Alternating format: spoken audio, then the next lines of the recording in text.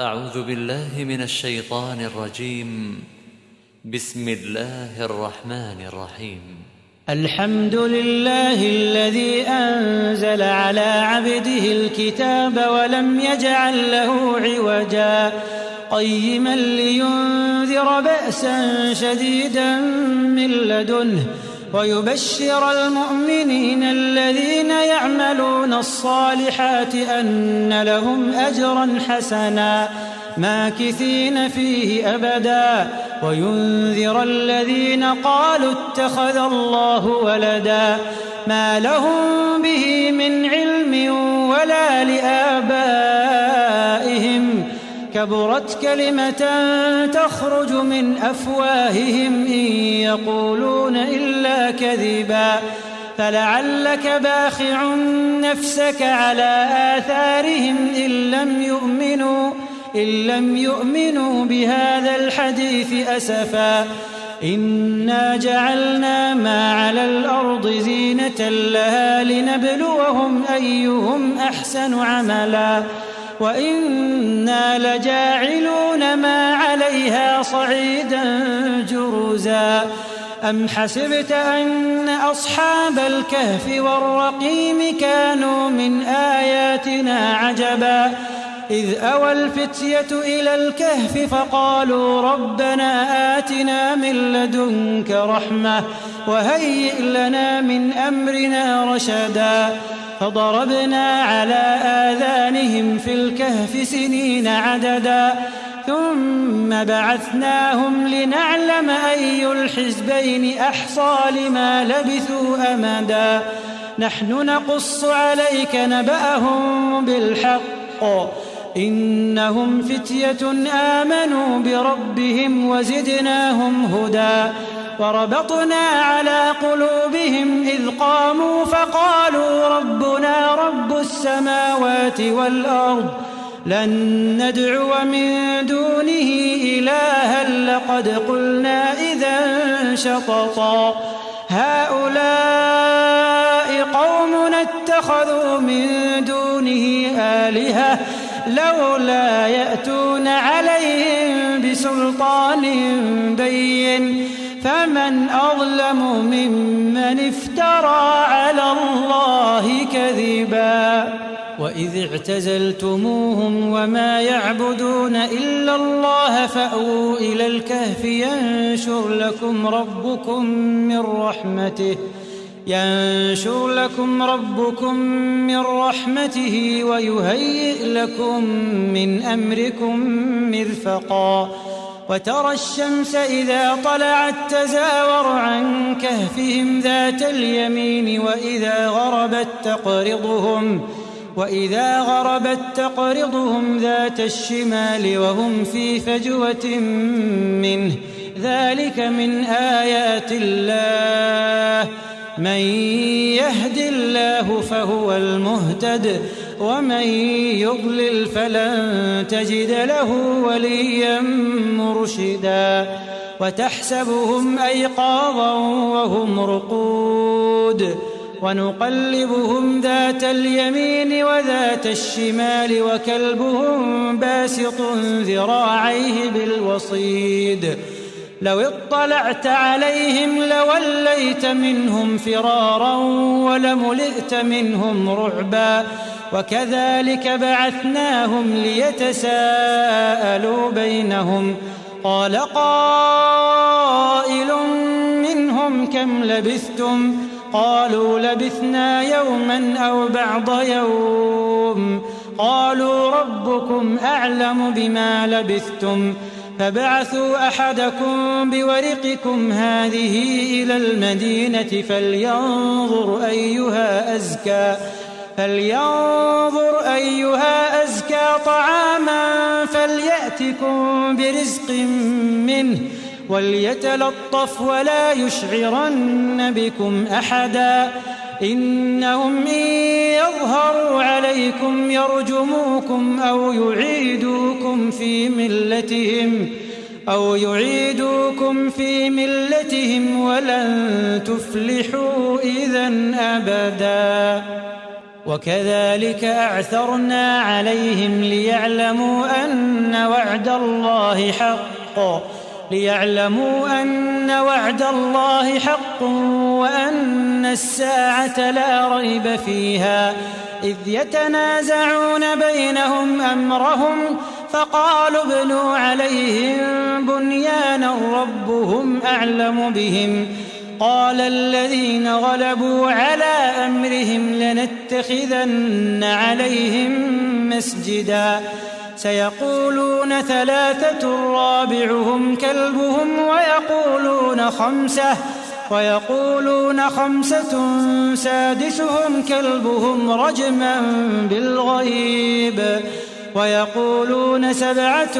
وثامنهم كلبهم قل ربي أعلم بعدتهم ما يعلمهم إلا قليل فلا تمار فيهم إلا مراء ظاهرا ولا تستفت فيهم منهم أحدا ولا تقولن لشيء إني فاعل ذلك غدا إلا أن يشاء الله واذكر ربك إذا نسيت وقل عسى أن يهديني ربي لأقرب من هذا رشدا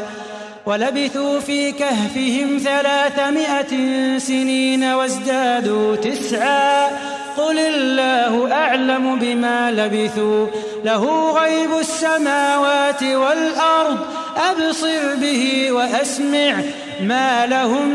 من دونه من ولي ولا يشرك في حكمه أحدا واتل ما أوحي إليك من كتاب ربك لا مبدل لكلماته ولن تجد من دونه ملتحدا واصبر نفسك مع الذين يدعون ربهم بالغداة والعشي يريدون وجهه ولا تعد عيناك عنهم تريد زينة الحياة الدنيا ولا تطع من أغفلنا قلبه عن ذكرنا واتبع هواه وكان أمره فرطا وقل الحق من ربكم فمن شاء فليؤمن ومن شاء فليكفر إنا أعتدنا للظالمين نارا أحاط بهم سرادقها وإن يستغيثوا يغاثوا بماء كالمهل يشوي الوجوه بئس الشراب وساءت مرتفقا إن الذين آمنوا وعملوا الصالحات إنا لا نضيع أجر من أحسن عملا أولئك لهم جنات عدن تجري من تحتهم الأنهار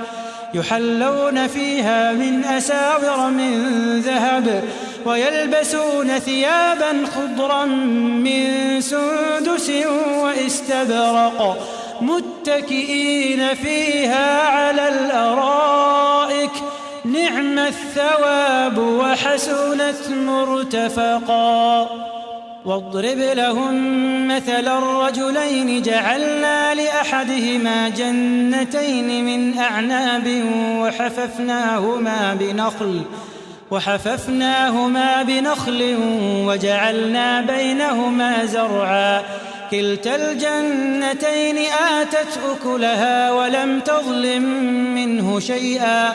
وفجرنا خلالهما نهرا وكان له ثمر فقال لصاحبه وهو يحاوره أنا أكثر منك مالا وأعز نفرا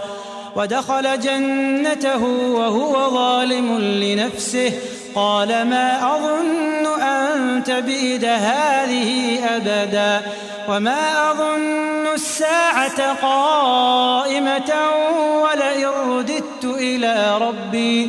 ولئن رددت إلى ربي لأجدن خيرا منها منقلبا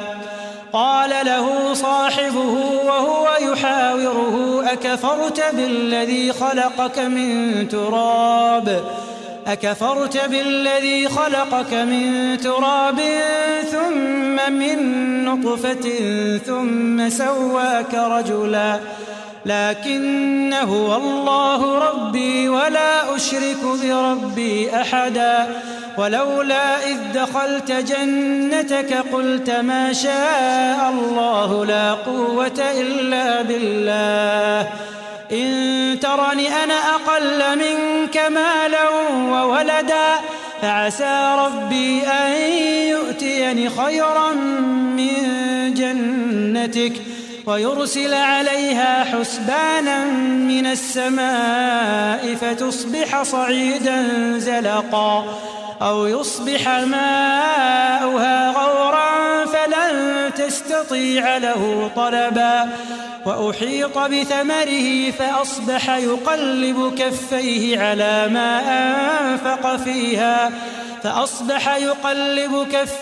على ما أنفق فيها وهي خاوية على عروشها ويقول يا ليتني لم أشرك بربي أحدا ولم تكن له فئة ينصرونه من دون الله وما كان منتصرا هنالك الولاية لله الحق هو خير ثوابا وخير عقبا واضرب لهم مثل الحياة الدنيا كماء أنزلناه من السماء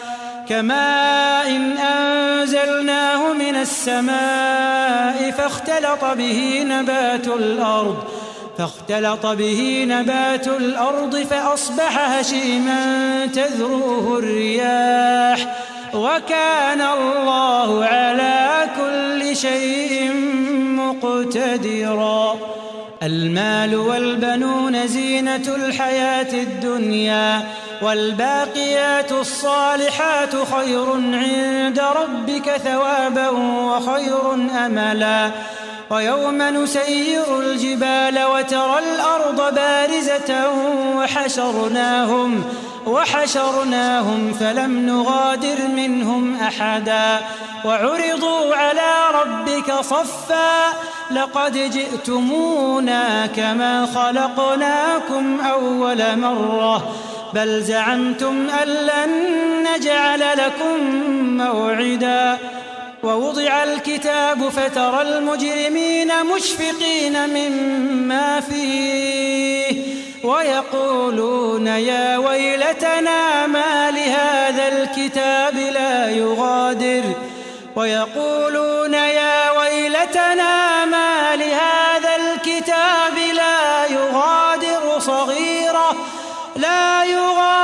صغيرة ولا كبيرة إلا أحصاها ووجدوا ما عملوا حاضرا ولا يظلم ربك أحدا وإذ قلنا للملائكة اسجدوا لآدم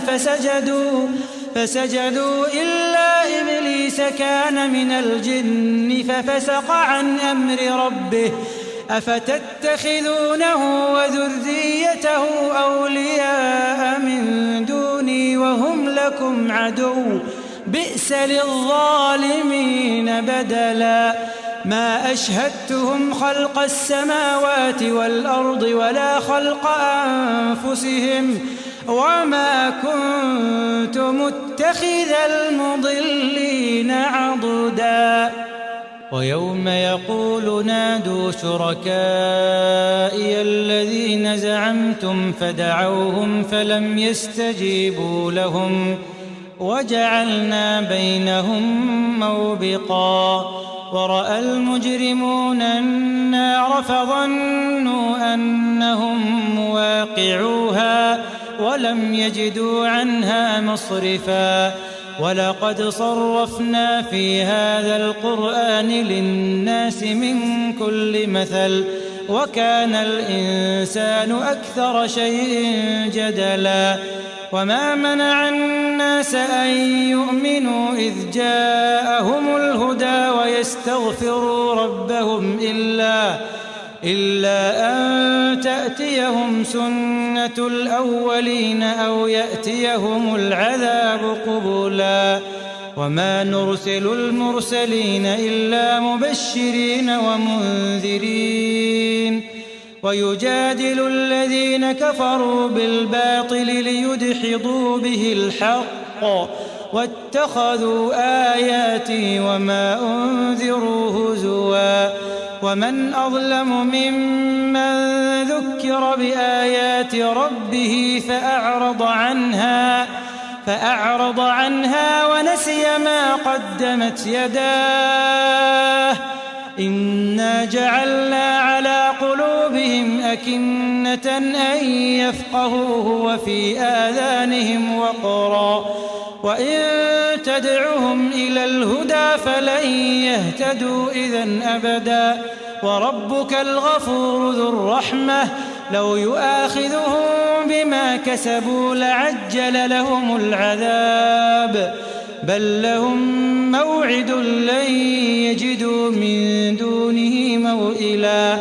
وتلك القرى أهلكناهم لما ظلموا وجعلنا لمهلكهم موعدا وإذ قال موسى لفتاه لا أبرح حتى أبلغ مجمع البحرين أو أمضي حقبا فلما بلغا مجمع بينهما نسيا حوتهما فاتخذ سبيله في البحر سربا فلما جاوزا قال لفتاه آتنا غداءنا لقد لقينا من سفرنا هذا نصبا قال أرأيت إذ أوينا إلى الصخرة فإني نسيت الحوت وما أنسانيه إلا الشيطان أن أذكره واتخذ سبيله في البحر عجبا قال ذلك ما كنا نبغ فارتدا على آثارهما قصصا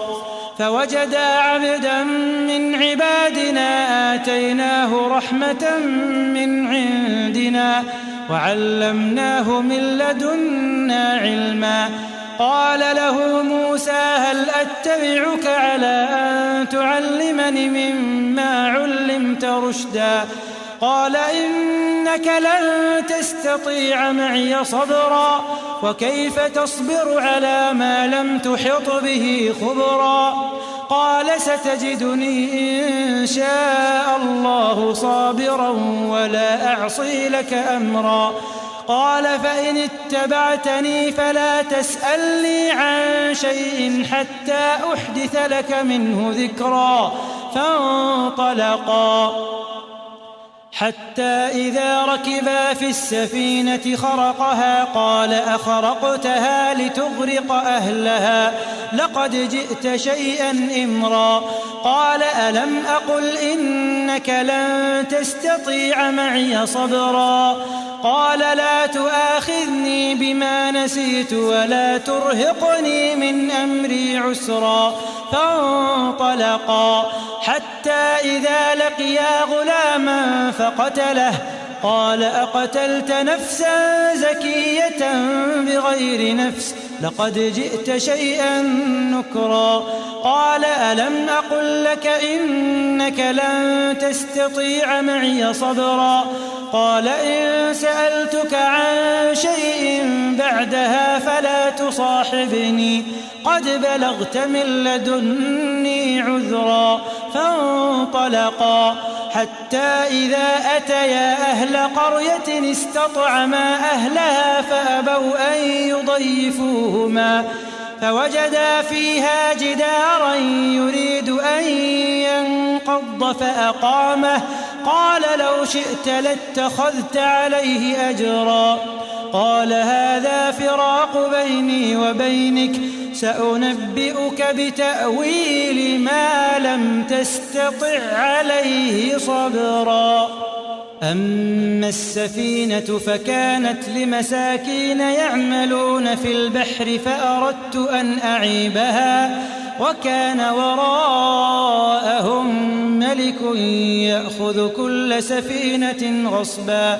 وأما الغلام فكان أبواه مؤمنين فخشينا أن يرهقهما طغيانا وكفرا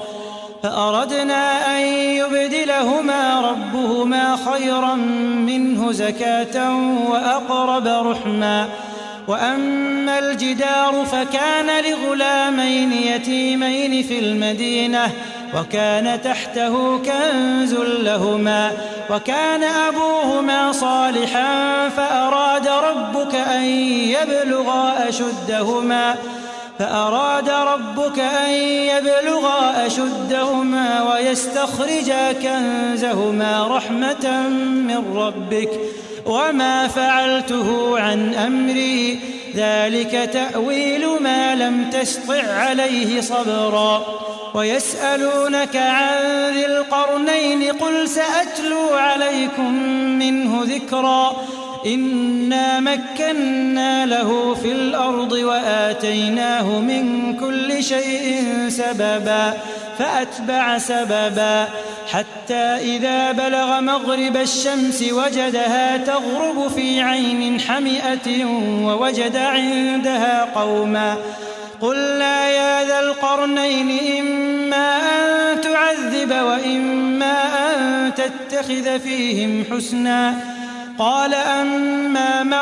ظلم فسوف نعذبه ثم يرد إلى ربه فيعذبه عذابا نكرا وأما من آمن وعمل صالحا فله جزاء الحسنى وسنقول له من أمرنا يسرا ثم أتبع سببا حتى إذا بلغ مطلع الشمس وجدها تطلع على قوم لم نجعل لهم من دونها سترا كذلك وقد أحطنا بما لديه خبرا ثم أتبع سببا حتى إذا بلغ بين السدين وجد من دونهما قوما لا يكادون يفقهون قولا قالوا يا ذا القرنين إن يأجوج ومأجوج مفسدون في الأرض فهل نجعل لك خرجا على أن تجعل بيننا وبينهم سدا قال ما مكني فيه ربي خير فأعينوني بقوة أجعل بينكم وبينهم ردما آتوني زبر الحديد حتى إذا ساوى بين الصدفين قال انفخوا حتى إذا جعله نارا قال آتوني أفرغ عليه قطرا فما استطاعوا أن يظهروه وما استطاعوا له نقبا قال هذا رحمة من ربي فإذا جاء وعد ربي جعله دكا وكان وعد ربي حقا وتركنا بعضهم يومئذ يموج في بعض ونفخ في الصور فجمعناهم جمعا وعرضنا جهنم يومئذ للكافرين عرضا الذين كانت أعينهم في غطاء عن ذكري وكانوا لا يستطيعون سمعا أفحسب الذين كفروا أن يتخذوا عبادي من دوني أولياء إنا أعتدنا جهنم للكافرين نزلا قل هل ننبئكم بالأخسرين أعمالا الذين ضل سعيهم في الحياة الدنيا وهم يحسبون أنهم يحسنون صنعا أولئك الذين كفروا بآيات ربهم ولقائه فحبطت أعمالهم فلا نقيم لهم يوم القيامة وزنا ذلك جزاؤهم جهنم بما كفروا واتخذوا آياتي ورسلي هزوا إن الذين آمنوا وعملوا الصالحات كانت لهم جنات الفردوس نزلا خالدين فيها لا يبغون عنها حولا قل لو كان البحر مدادا لكلمات ربي لنفد البحر قبل أن تنفد كلمات ربي ولو جئنا بمثله مددا قل إنما أنا بشر مثلكم يوحى إلي أنما إلهكم إله واحد فمن كان يرجو لقاء ربه فليعمل عملا صالحا ولا يشرك بعبادة ربه أحدا.